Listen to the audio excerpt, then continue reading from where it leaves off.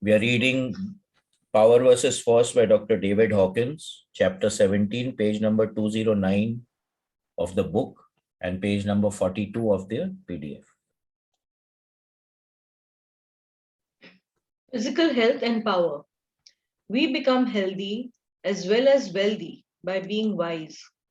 But what is wisdom? According to our research, it is the result of alignment with high power attractor patterns. Although in the average life, we find a mixture of energy fields, the pattern with the highest power dominates. We have now explored sufficient material to be able to introduce a basic dictum of nonlinear dynamics and attractor research. Attractors create context. In a sense, this means that one motive which arises from the principles to which one is committed determines one's capacity to understand and thereby gives significance to one's actions. So what does this imply, right? What they are saying is our intent matters. What is the state of consciousness from which we are operating matters a lot as to whether it will manifest or not. And what manifests is that when we operate from a higher attractor field or a higher state of consciousness, the probability of stuff manifesting or the stuff working during what we are doing is enhanced.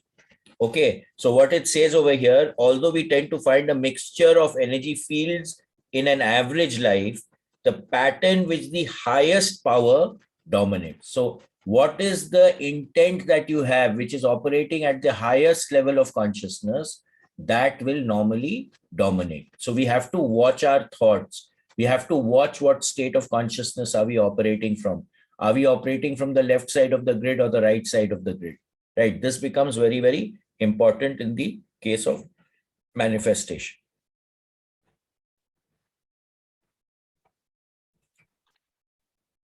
The effect of alignment with principle is nowhere more striking than its physiological consequences.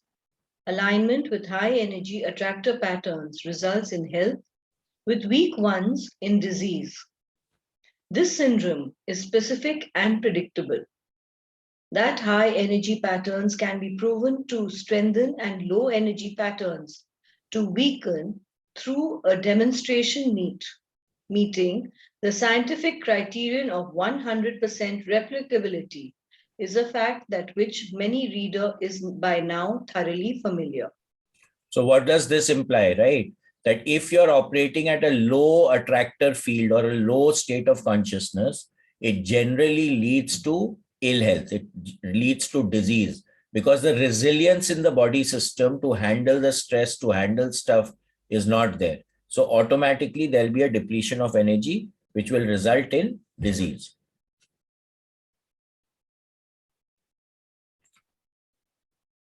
The human central nervous system clearly has an exquisitely sensitive capacity to differentiate between life-supportive and life-destructive patterns. High-power, attractive energy patterns which make the body go strong, release brain endorphins and have a tonic effect on all the organs, whereas adverse stimuli, which release adrenaline, suppress immune response and instantaneously cause both weakness and enervation of specific organs, depending on the nature of the stimulus. So again, we come back to the resilience advantage program where we are talking about the sympathetic and the parasympathetic nervous system.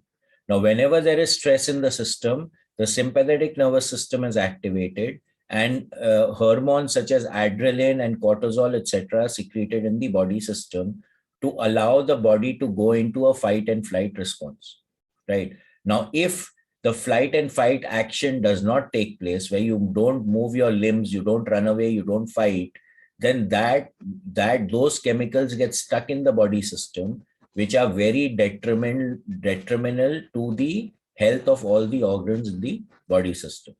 Whereas when you're operating in the higher attractor fields, the parasympathetic nervous system is activated which is responsible for digestion, repair and maintenance, healing of the body system.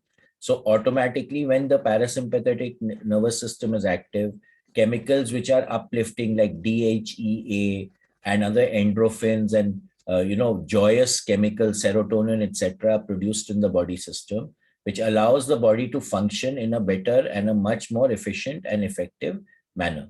So basically, what they are attempting to say here is that the more you align with the higher states of consciousness according to the David Hawkins map of consciousness, the better off you will be, the better your health is going to be.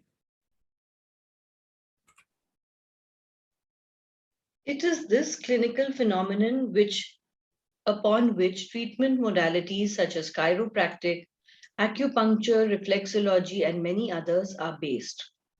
All of these treatments, however, are designed to correct the results of an energy imbalance. Unless the basic attitude which is causing the energy imbalance is corrected, the illness tends to return. So now this is very, very important. I've been constantly repeating this even for the when I used to go into energy field rectification in people's houses, that unless you change the way that you are operating, you will not see a different result, right? So over here also, when you're ill because you've been following a certain process on how you are living life, right?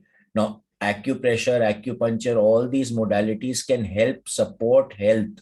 But if you don't change the way that you are living life, the problem will revert, even if these alternate therapies or these therapies, they help the body to come into balance. So it is very important that we start understanding how we are operating and where are we operating from. And unless we shift that, healing cannot take place, or it will not last for a long period of time and it will come back.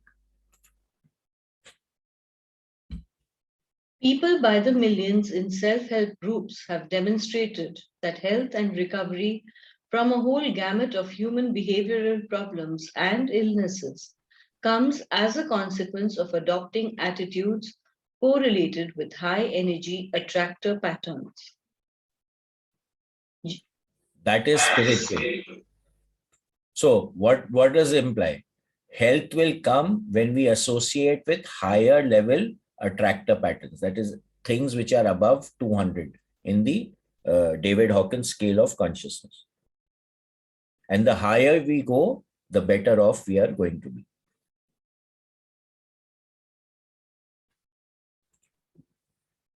Generally speaking, physical and mental health are attendant upon positive attitudes, whereas ill health, both physical and mental, is associated with such negative attitudes as resentment, jealousy, hostility, self-pity, fear, anxiety, etc. So now again, if you see jealousy, will put you on the left side of the grid. Hostility will put you on the left side of the grid. Self-pity, left side of the grid. Fear, left side. Anxiety, left side. So literally speaking, anything that puts you on the left side of the grid is not working towards your health. It is causing a problem in your health, right? So what is your state of mind? What are you thinking? How are you thinking? What is your perspective of what you are, how are things occurring to you, right, in your life becomes very, very important. And when we shift our perspective, we can shift from a depleting state of being to an uplifting state of being. So that ability to be able to shift the perspective from the left to the right side of the grid starts becoming very, very important. In the field of psychoanalysis, these positive attitudes are called welfare emotions, and the negative ones are called emergency emotions. So now this is very important, right? Welfare emotion that put you on the right side of the grid. That is what you should be associating with, or that is a state of being that you should be with. All the emotions will put you on the right side of the grid, like positive attitudes, joy, love, compassion, gentleness, all these kind of feelings and actions and emotions. Emergency emotions are the one which propel you into action during an emergency. But if you are getting stuck in that emergency emotion all the time, it causes a tremendous drain in the system. So all the stuff which is happening on the left side of the grid can be considered emergency emotions. They're not emotions which you should hang on to and constantly be in. Otherwise, it causes a lot of problems. So for short bursts, for protecting yourself, for survival, they are very important. But we need to drop them as soon as the emergency is over and come back to the right side of the grid.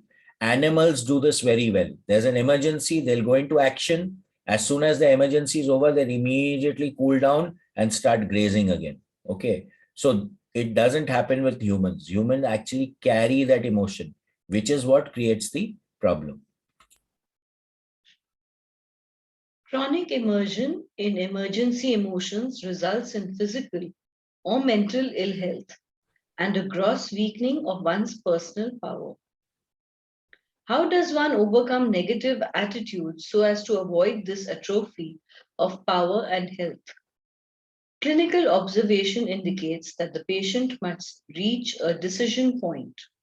A sincere desire for change allows one to seek higher attractor energy patterns in their various expressions. So very clearly, right, you have to focus attention on the higher attractor patterns. We need to put strategies in place which will shift our level of consciousness to the higher attractor patterns. And that is what the toolbox that we keep talking about in awareness is all about, right? You have to use tools, or you have to use processes which will allow you to shift from the left side to the right side of the grid. You have to take charge of it, right? So it says over here, a sincere desire to change. So you have to have that sincerity to shift your state of consciousness. That becomes extremely important today. One does not get over pessimism by associating with cynics. The popular idea that you are defined by the company you keep has become clinical basis. Attractor patterns tend to dominate any field in which they are received. Thus, all that is really necessary is to expose oneself to a high energy field, and one's inner attitudes will spontaneously begin to change. Okay, Shimanga, slow down a little. Right now, over here, what is he saying? Very clearly, that if you start associating with people and situations operating at a higher attractor pattern field, your energy will also automatically start to shift. We have seen this operating again and again when we do in the Vastu Aura and Energy Field program. When we check the axis of someone which is out of sync, and that person goes and stands in front of another person, the other person's field also gets affected. If the person whose axis is aligned is not resilient enough, that person's axis will also shift according to the axis of the person who is not in alignment, and he comes and stands in front. So by association, if you are in the company of people who are centered, who are operating out of equanimity, you yourself will also start getting censored. This is the reason why we used to go and sit in front of the Rishi Munis.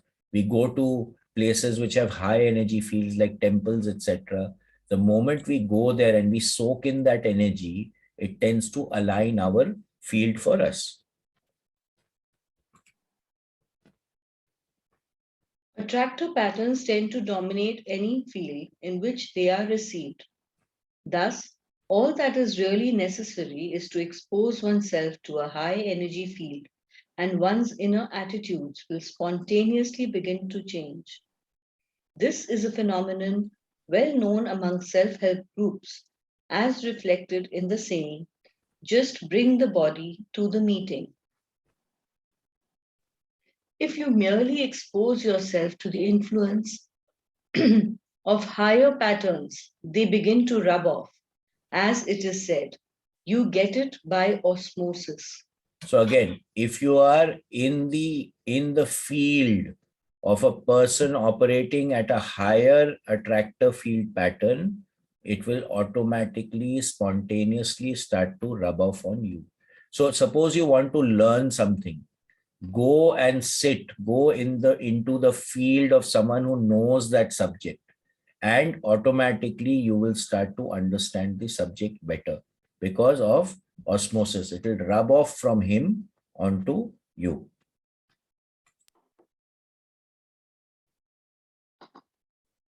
It is generally held by traditional medicine that stress is the cause of many human disorders and illnesses. The problem with this diagnosis is that it does not accurately address the source of the stress. It looks to blame external circumstances without realizing that all stress is internally generated by one's attitudes. So this becomes important.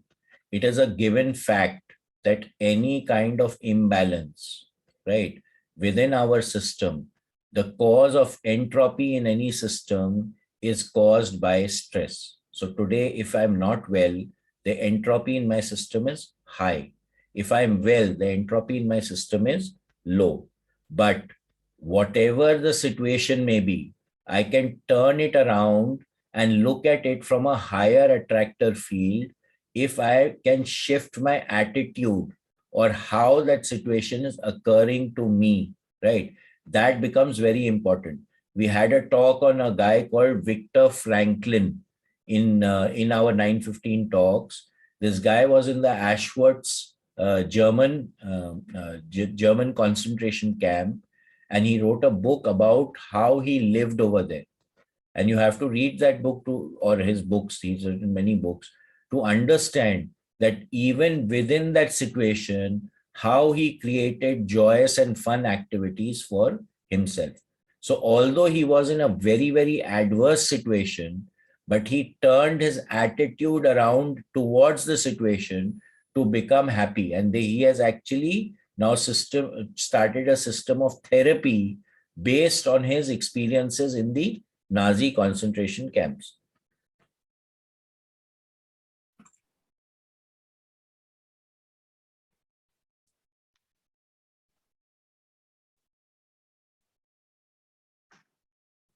Shivangla? Yeah.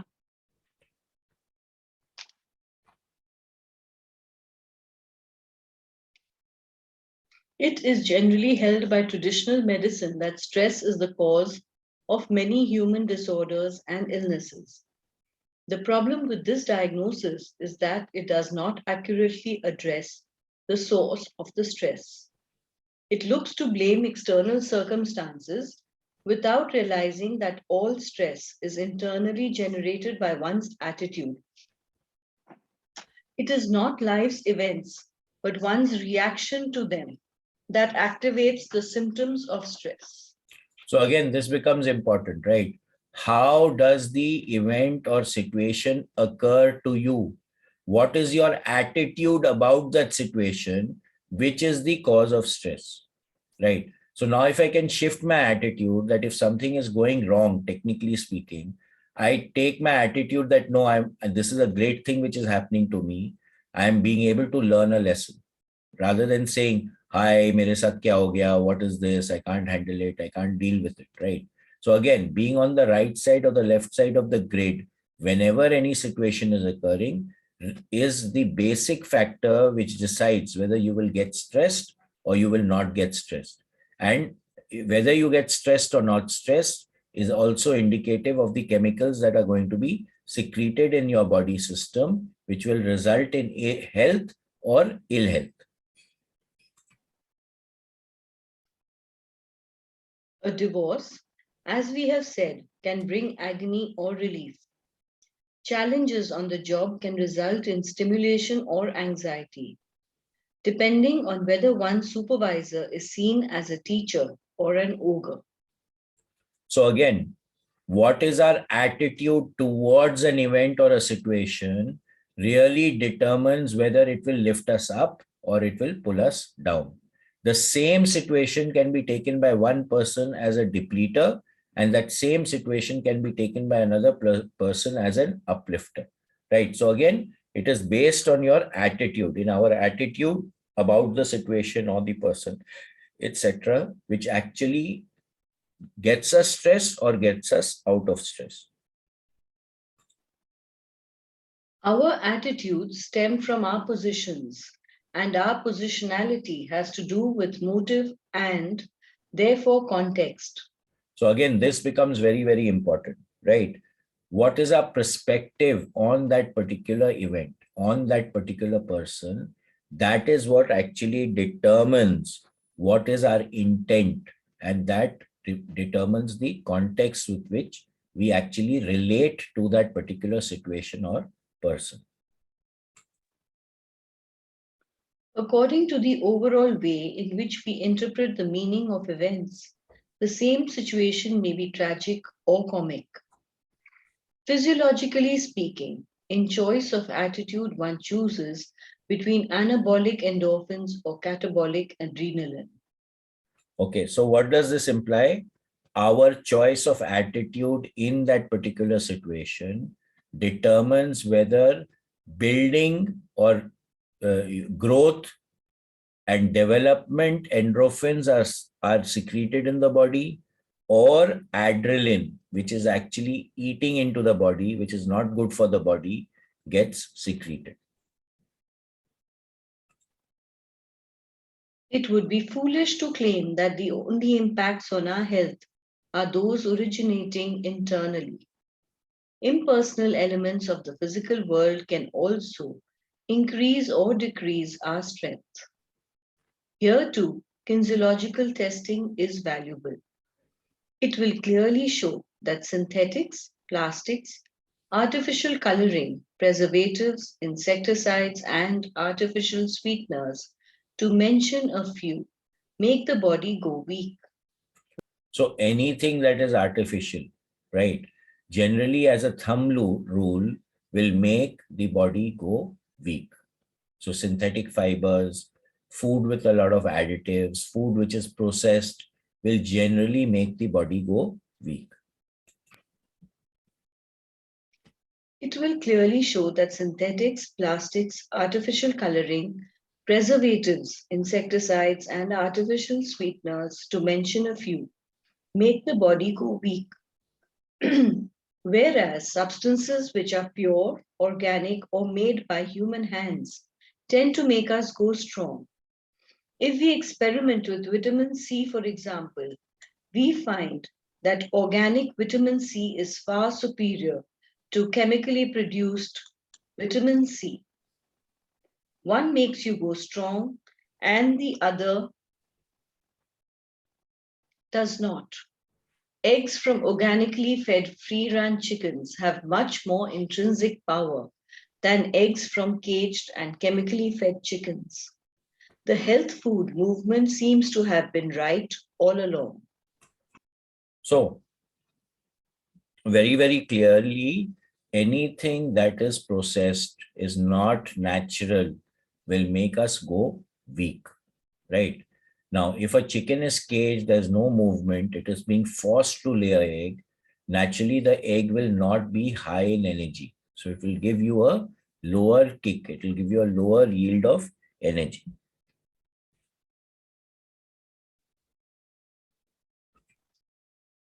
Unfortunately, neither the American Medical Association nor the National Council on Food and Nutrition have a history of being enlightened in the field of nutrition. The scientific community now finally recognizes that nutrition is related to behavior and health. But this simple observation caused a controversy when Linus Pauling and I claimed 20 years ago in orthomolecular psychiatry that nutrition affects the chemical environment of the brain and bloodstream, influencing various behaviors, emotions, and mental disorders.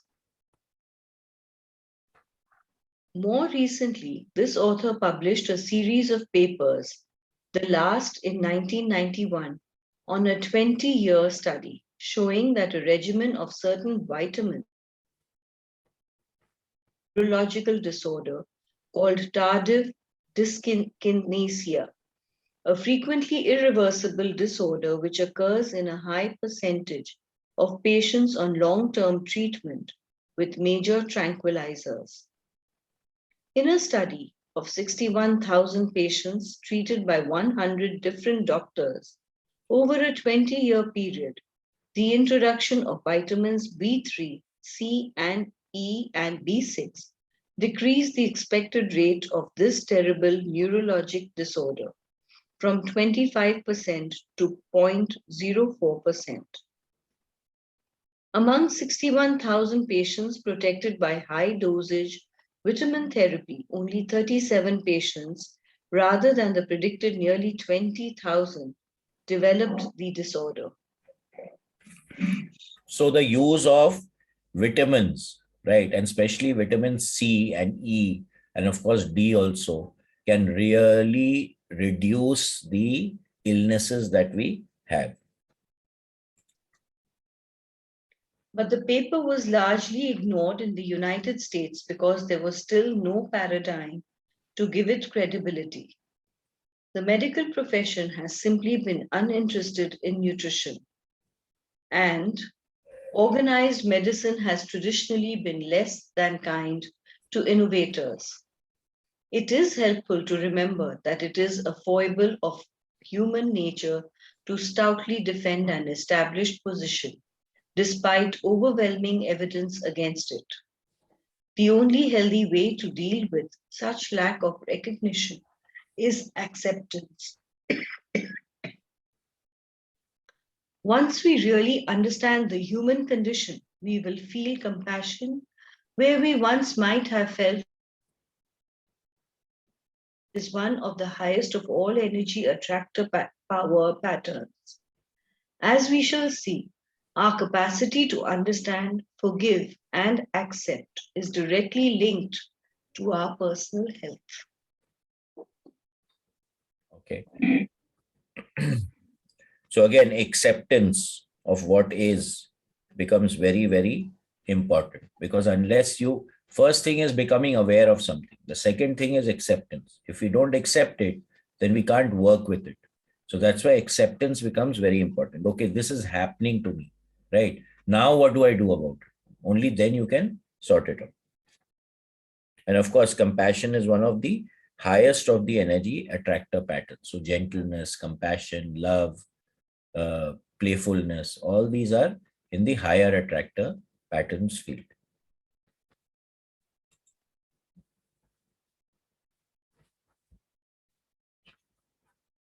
Chapter 18, Wellness and the Disease Process.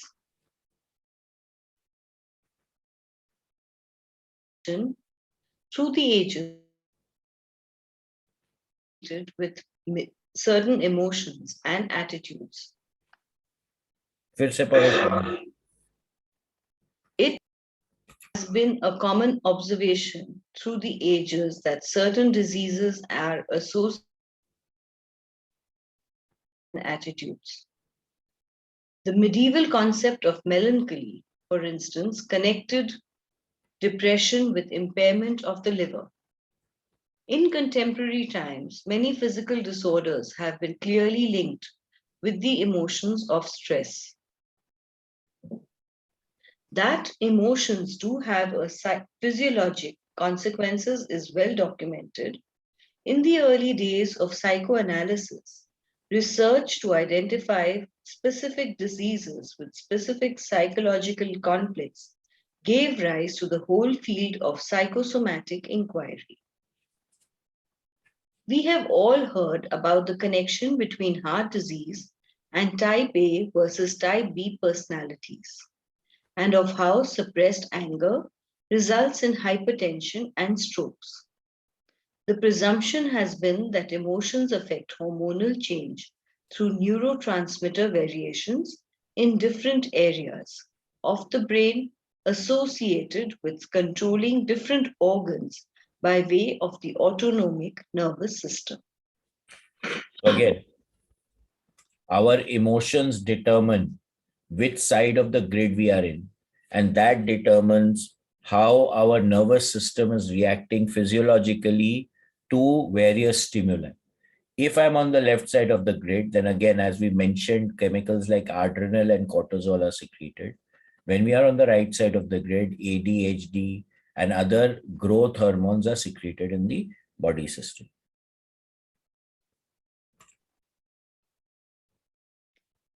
In more recent years, concern over the spread of AIDS has given great impetus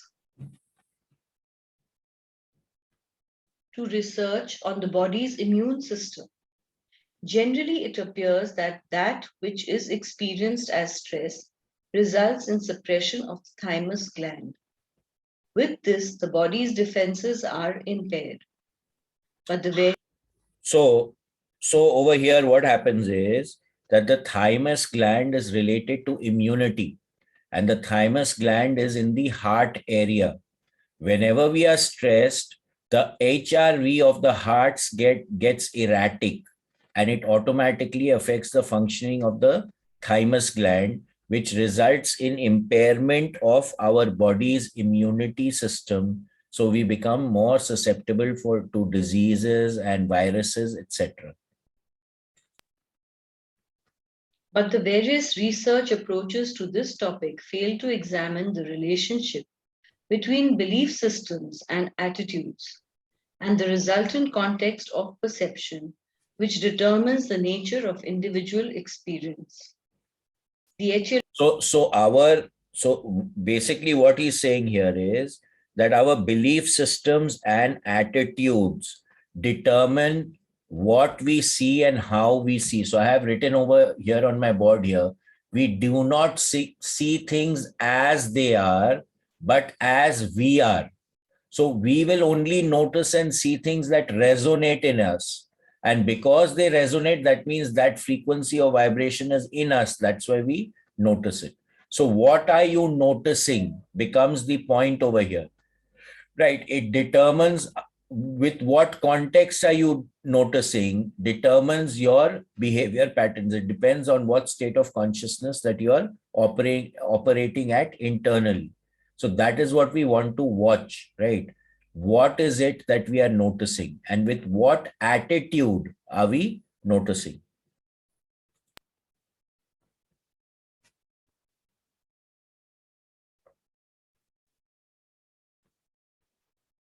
But the various research approaches to this topic fail to examine the relationship between belief systems and attitudes and the resultant context of perception, which determines the nature of individual experience. The etiology of stress is always related to the organism's proclivity to respond to stimuli.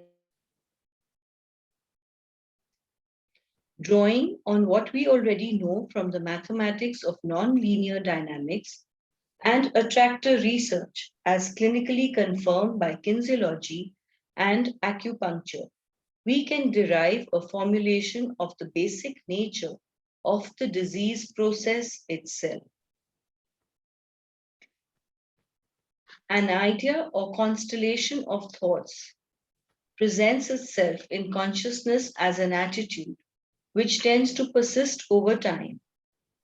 This attitude is associated with an attractor energy field of corresponding power or weakness. So again, our thoughts produce the attitude, and attitude is operating at a certain level of consciousness. And that determines what we are experiencing and how a situation is occurring to us. How or what are we noticing in any given situation or in any given paradigm? The result is a perception of the world creating events appropriate to trigger the specific emotion. So now this becomes important. Whatever occurs in your life is determined by the level of consciousness that you're operating at. So we are very, very clear here that whatever is happening to us, we are responsible for, right? So now what is happening? Whatever is happening in our lives is determined by our attitudes in life, because our attitudes determine what level of consciousness we are operating at, and the level of consciousness determines what is occurring or what happens in our life. So really speaking, our attitudes determine how we live life and whatever is happening to us. All attitudes, thoughts, and beliefs are also connected with various pathways called meridians of energy to all of the body's organs. So now again, this becomes important. Our thoughts are related to our nervous system. They affect the nervous system. And the nervous system is connected with the endocrinal system. It's connected with the acupressure system. It is connected with all the organs of our body. So again, there are lots of studies done that if you're, let's say, if you're afraid, it may get stuck in the in the liver. If you're in anxiety, it may, I'm just giving ad hoc, right? It may be stuck in the kidney, for example. So every kind of attitude that you have or kind of experience that you have can get stuck, that energy can get stuck in some organ of the body, which will result in hampering the working process of that of the organ if you are operating at a depleting field of consciousness.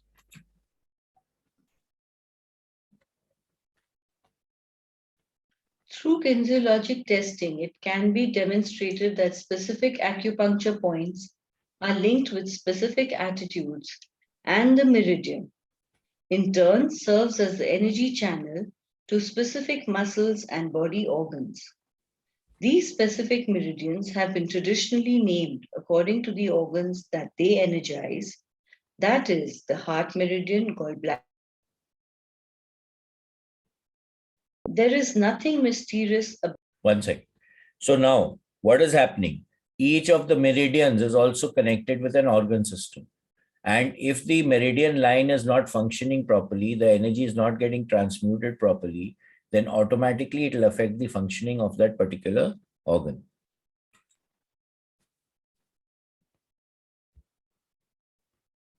There is nothing mysterious about these vital internal communications, and they can be demonstrated in seconds to anyone's satisfaction, as we know. If you hold a particular negative thought in mind, muscle will go weak.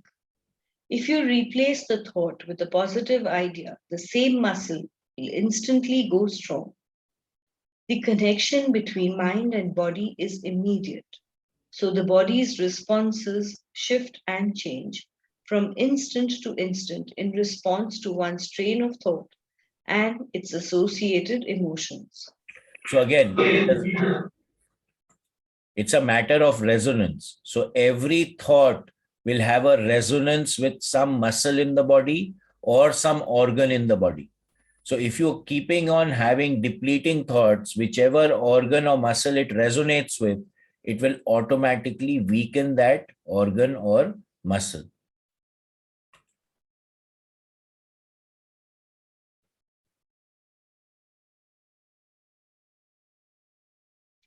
We have referred to the law of sensitive dependence on initial conditions, drawing from the science of nonlinear dynamics and its mathematics.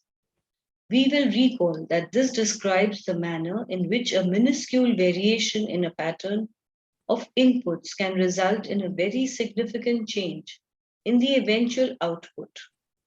This is because the repetition of a slight variation over time results in a progressive change of pattern or sometimes in a leap to a new harmonic when the increment increases logarithmically. The effect of the minute variation becomes amplified until it eventually affects the whole system and an entire new energy pattern evolves, which itself may, by the same process, then result in a further variation, and so on. So again, small steps, one step at a time. When we are gentle and we create these shifts within us gently, over a period of time, these small shifts can result in a whole paradigm shift as to how everything is occurring to us.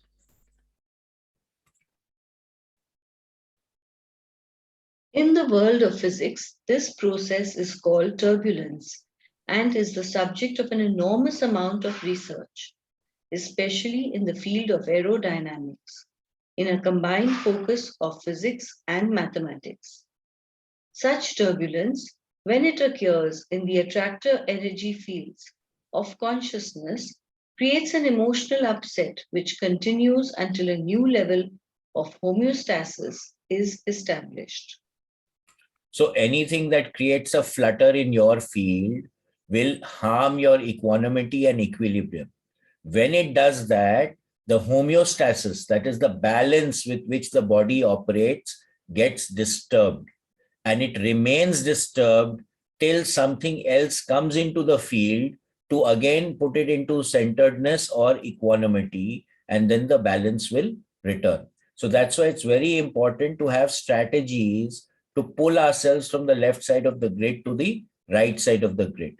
Getting rid of or becoming more resilient so that variations that are having or vagaries that are happening around us all the time do not shake us from our centeredness or our state of harmony internally that we keep and we would like to experience.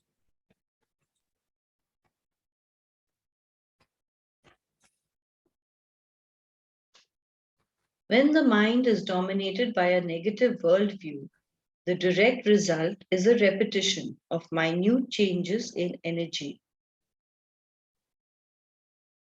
flows to the various body organs.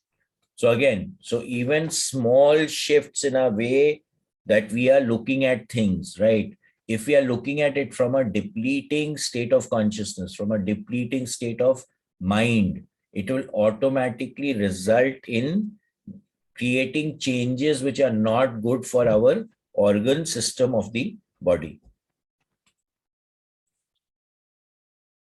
The subtle field of overall physiology is affected in all of its complex functions, mediated by electron transfer, neural hormonal balance, nutritional status, etc.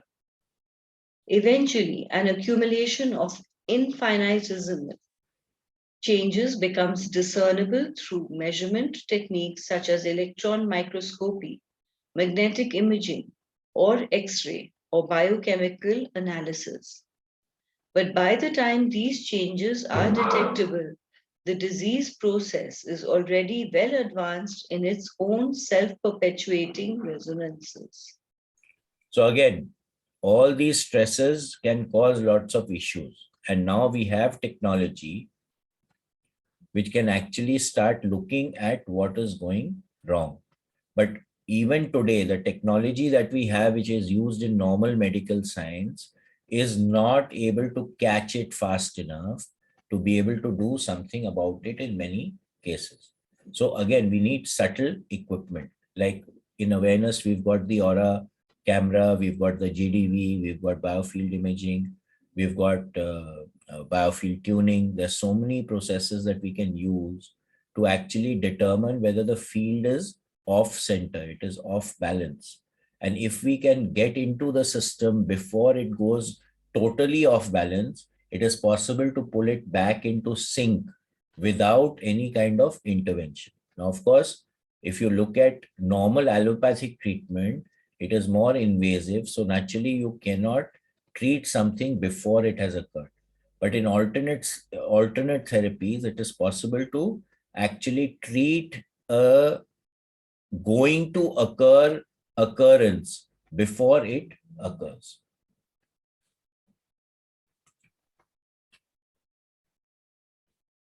We could say that the invisible universe of thought and attitude becomes visible as a consequence of the body's habitual response. If we consider the millions of thoughts that go through the mind continuously, it is not surprising that the body's condition could radically change to reflect prevailing thought patterns, as modified by genetic and environmental factors. It is the persistence and repetition of the stimulus which, through the law of sensitive dependence on initial conditions, results in the observable disease process. The stimulus that sets off the process may be so minute that it escapes detection itself. Right. One second. Sorry. Right. So what does this mean, right? If the negative thought patterns are constantly there, it will automatically create an imbalance, even if a small negative thought comes. That's why, again, Robert Monroe in the Gateway Voyage, he very clearly says in the first talk that he gives to the participants that you're watching your thoughts is extremely important. Okay, what are you thinking? Where are you thinking from? So the more attention we start paying to our thoughts and we catch the thoughts which are depleting us, and shift the thinking process into more uplifting thoughts, automatically we will start becoming more healthy.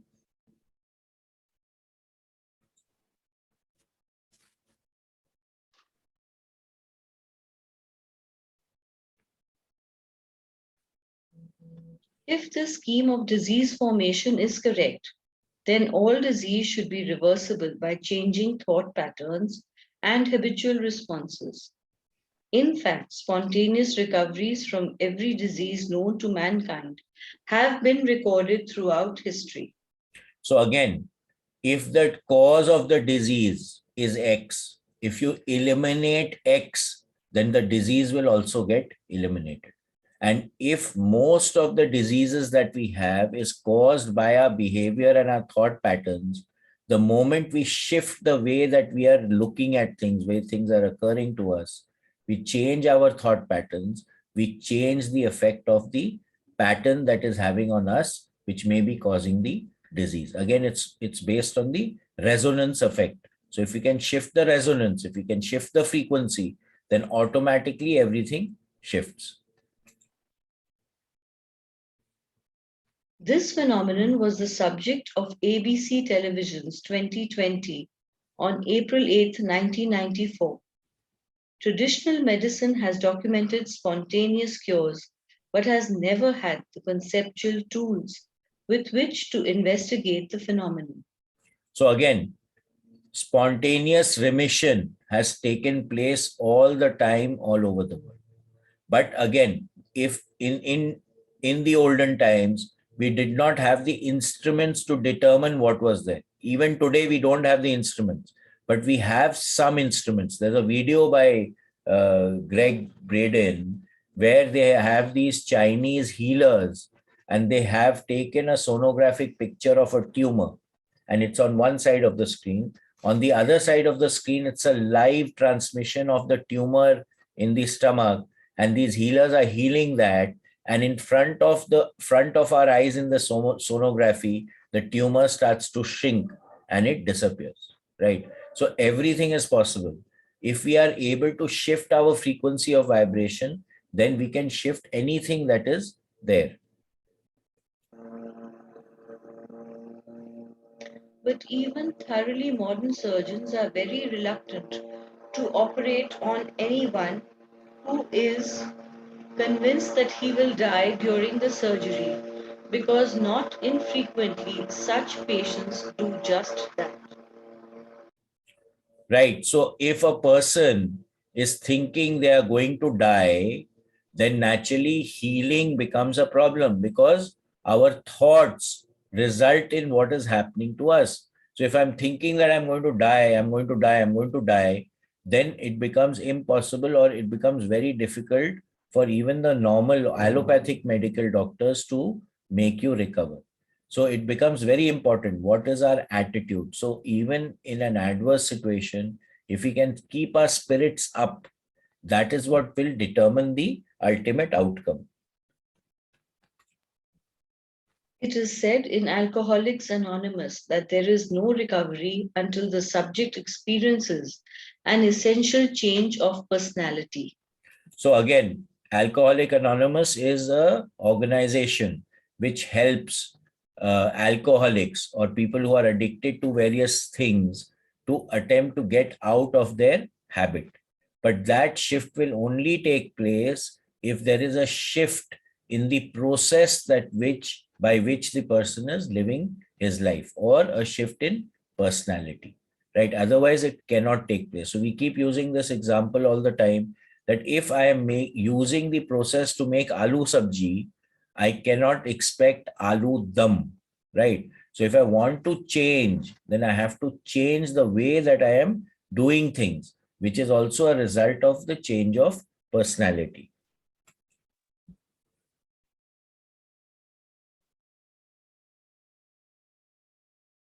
This is the basic change first manifested by AA founder Bill W. A profound transformation in total belief system with a sudden leap in consciousness. Such a major metamorphosis in attitude was first formally studied by the psychiatrist Harry Tiebout, MD of Greenwich, Connecticut, treating a hopeless alcoholic woman named Marty Mann, the first woman in AA. She underwent a sudden change of personality to a degree unaccountable through any known therapeutic method. Tiebout documented that she was transformed from an angry, self-pitying, intolerant, and egocentric posture to a kind and gentle one, forgiving and loving. Her example is important because it is so clearly demonstrates this key element in recovery from any progressive or hopeless disease. Tiebout wrote the first of a series of papers on this observation under the title The Power of Surrender. So again, a shift in personality, right, will automatically lead to a leap in the level of consciousness that we are operating in, either up or down. So that personality change is the key to determining what state of consciousness we are operating at.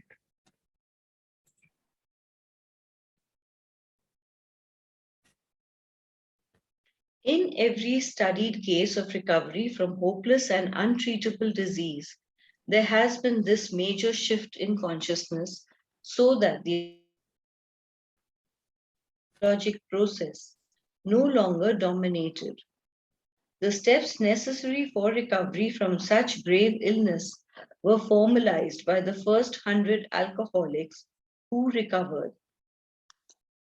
These became the well-known 12 steps suggested by AA and all the 12-step recovery groups that have followed.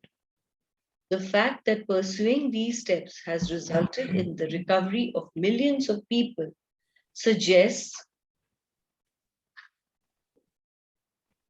that this experience may have a universal applicability to all disease processes.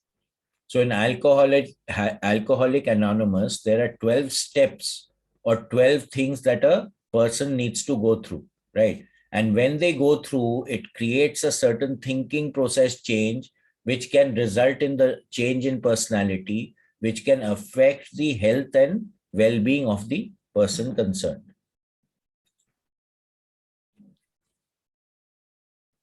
The advice Carl Jung gave Roland through yourself wholeheartedly into any spiritual group that appeals to you, whether you believe in it or not, and hope that in your case a miracle may occur, may hold true for anyone who wishes to recover from a progressive disease. So again, when you surrender, when you throw yourself into something and you work with it with wholehearted attention, right, it can automatically cause a shift in whatever you are going through.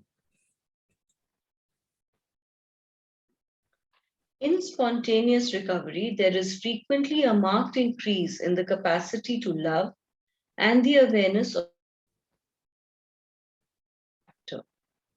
We have been told that to love is to live healthily by numerous books on the bestseller list. But the mind resists change as a matter of pride.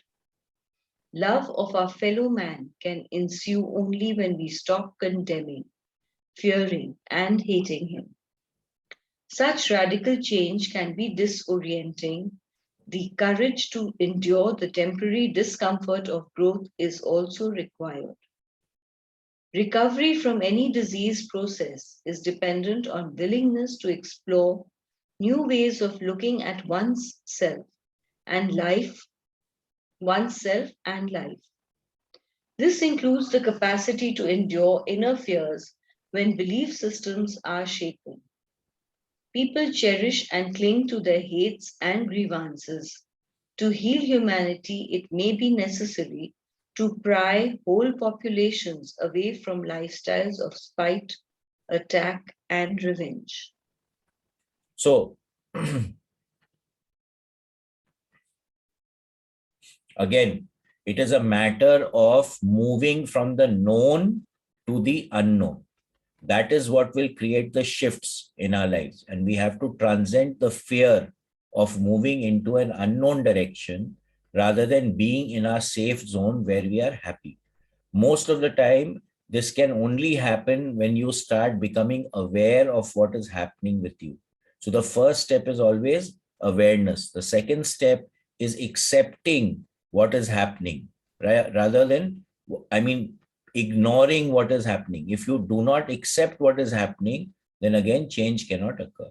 The third step would be to find a tool, find a solution which will get you out of that situation which is depleting you and go into a higher attractor field.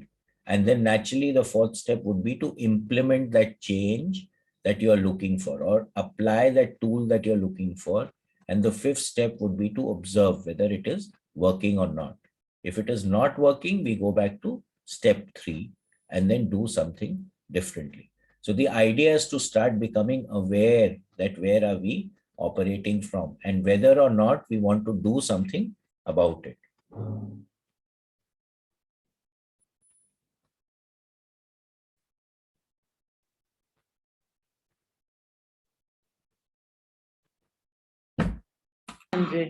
Is that they cause counter reactions. A familiar law of the observable universe is that force results in equal and opposite acts. Therefore, whether mental or physical, malice literally makes us sick. We are always the victims of our own spite. Even secret hostile thoughts result in physiological attack on one's own body. So what is he saying here? That anything that makes us operate at below 200 will automatically cause problems for us. So if we are thinking ill of someone else, if I'm pointing at a finger at someone, 3 are pointing back at me. So if I'm thinking ill of someone, I am thinking it. So it is automatically affecting me also. So now we are 70% water. We have also seen in various occasions Dr. Emoto's experiments of the effect of words on water.